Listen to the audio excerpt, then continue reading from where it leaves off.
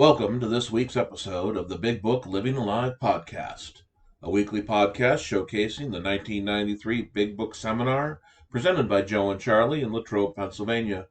I am your host, Brad S., and I am an alcoholic. So you're itching to pick a fight. Well, there's something new. It's happened to all of us. My trigger was usually if I decided I was going to drink tequila, because I knew that was just a night that I was feeling like someone somewhere needed to get my rage pointed at them.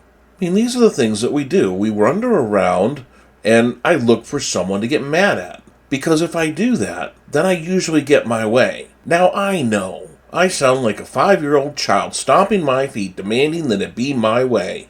But really, isn't that what it comes down to? It was all about me? Let's hear what Joe and Charlie have to say about our resentments. She's got about 25 years in Al-Anon fine program, and we usually get along quite well. But once in a great while, even today, Barbara gets a little out of kilter in self. There's times she may do or say something to me that's a threat to one of the basic instincts of life, and when she does, it hurts. Now, I found that usually I can do one of two things. If my basic instincts are under control, my relationship with God is okay, and Barbara does that to me, I find I'm able to say, well, the poor old thing, they're sick just like the rest of us, and it just slides off of my back and doesn't bother me at all. Now, 2 weeks from now, she'll do the same thing. And I'm not right with God that day, and my instincts aren't under control, and I blow my stack, and I romp, and I stomp, and I raise hell with Barbara and everybody around me all day long. For the first time I realize anger comes from a threat to one of the basic instincts of life, and it's how I choose to react to that threat, and with God's help, I don't have to get angry. And if I don't have to get angry, then I'm not in as much risk of taking a drink. But if I get angry, be careful, because that's when I'm in extreme problems, and that's when I might end up drunk. God, I'm glad I learned that, because I can't do anything about old Barbara. I can't do anything about what she does, but I can do something with God's help about my reaction to it. I didn't know these things. I knew none of this before I started this inventory process. I've learned 3 very valuable things. Column 1, how angry I really am and how much that controls my thinking. Column 2, it's not them I'm angry with, it's what they do that's got me upset. Column 3, it's really not even what they do. It's how I choose to react to a threat to one of my basic instincts of life. That's been the most valuable thing I've ever learned about me, period. Now, we've got the sheet filled out. Let's see where we go with it from here. Bottom page 65. We went back through our lives. Nothing counted but thoroughness and honesty. When we finished it, we considered it carefully. The first thing apparent was that this world and its people were often quite wrong. To conclude that others were wrong was as far as most of us ever got. The usual outcome was that people continued to wrong us and we stayed sore. Sometimes it was remorse and then we were sore ourselves. But the more we fought and tried to have our own way, the worse matters got. As in war, the victory only seemed to win.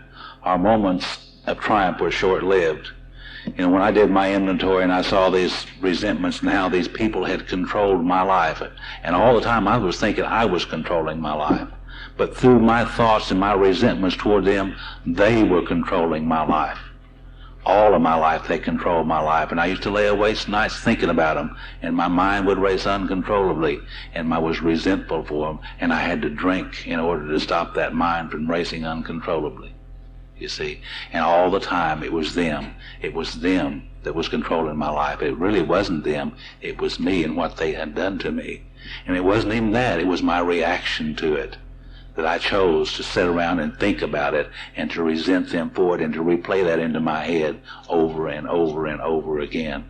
I had a choice about that then, and I didn't have before this time. It's plain that a life which includes deep resentment leads only to futility and unhappiness.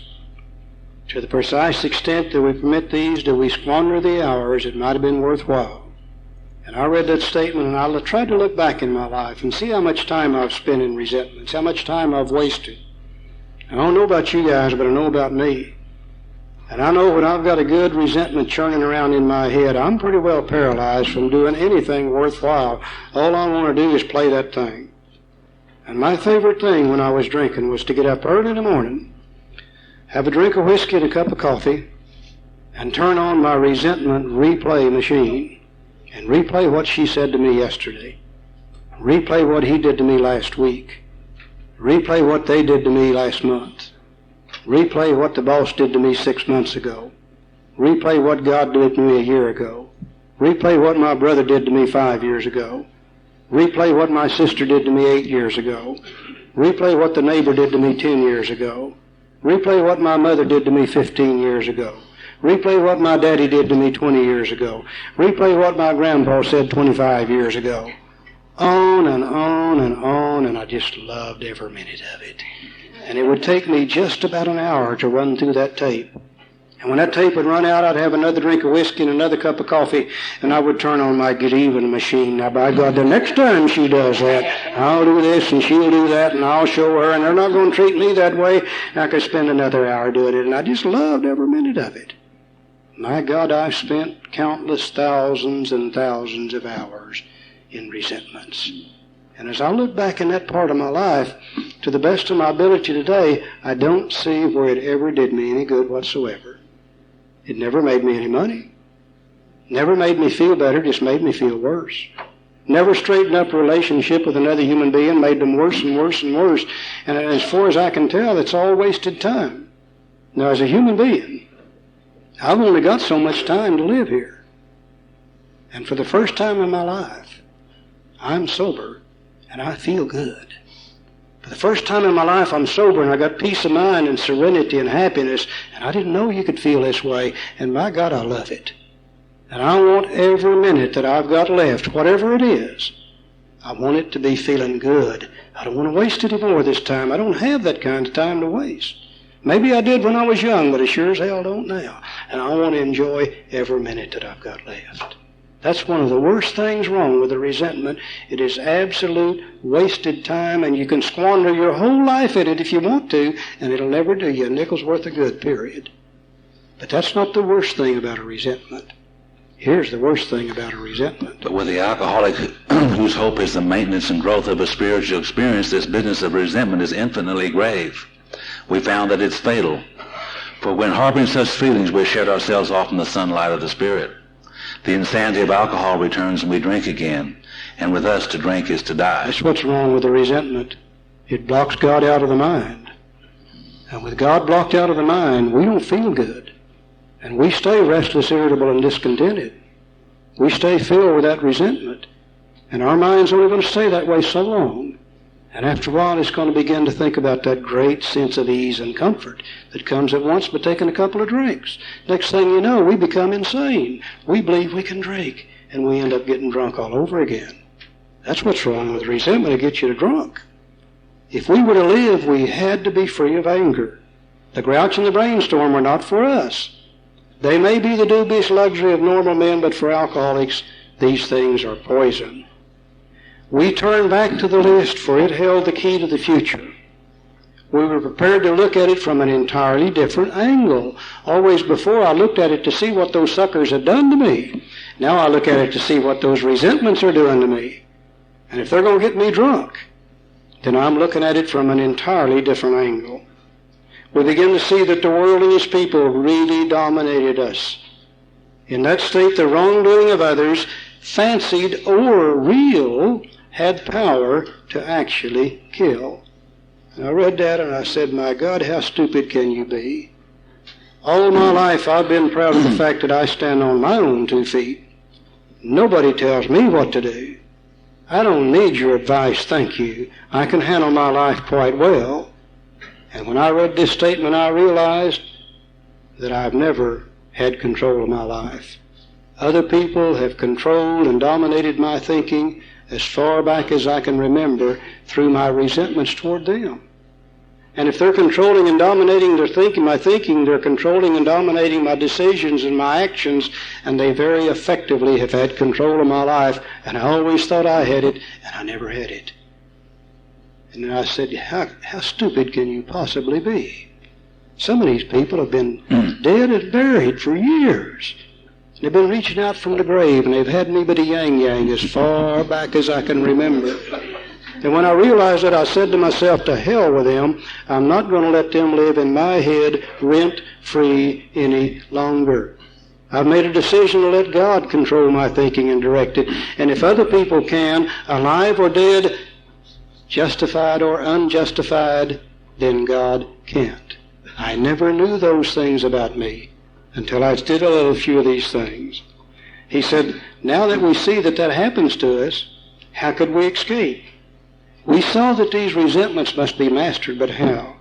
We could not wish them away any more than alcohol. We now come to the first prayer in step 4 of the big book. You hear all the time about the step 3, the step 7 prayer. You never hear about the prayers in step 4. I think what will happen to you, I know it did with me, when I saw the stupidity of this, when I saw how those people control me through my resentments toward them, and I saw how dumb that was, about 95% of these resentments just said and disappeared. We alcoholics like to view ourselves as reasonably intelligent people, and we don't like to look dumb. And we saw where about 95% of these resentments were just dumb as hell. They disappeared. But there's probably going to be 1, 2, 3, 4, or 5 that are deeply, deeply embedded. Probably been with us for years and years and years. And they may not disappear. The book recognizes from step 3 on that self cannot overcome self, that we're going to have God's help, and from step 3 on, there's prayer in every step. Why? Why did I carry around so much anger? Why were my resentments built up to the point where, whether they were real or imaginary slights from people that loved me, would cause me to go off the deep end? Why? Because I didn't see how they were attacking my basic instincts to me. How I felt that those requests to come home early was not a resentment. They wanted me to come home, but I took it as an attack that they wanted to make sure that they could control me. I didn't know that when people thought that I shouldn't be driving when I was drinking was because I was resentful that they didn't want to let me have my freedom, and they were just worried that I might kill myself or someone. You know, these are and can be some of the worst things that we carry around with us. Getting rid of all of that baggage, clearing the decks, or, as was said by Charlie and has been said by many people, not letting people or things have free rent in my head. I hope you enjoyed this week's episode as much as I did. If you'd like just the raw Joe and Charlie portion of the podcast, that is available on our Patreon site. The link to that is available on our website or in the pinned comment. Until next week, this is the Big Book Living Alive Joe and Charlie podcast.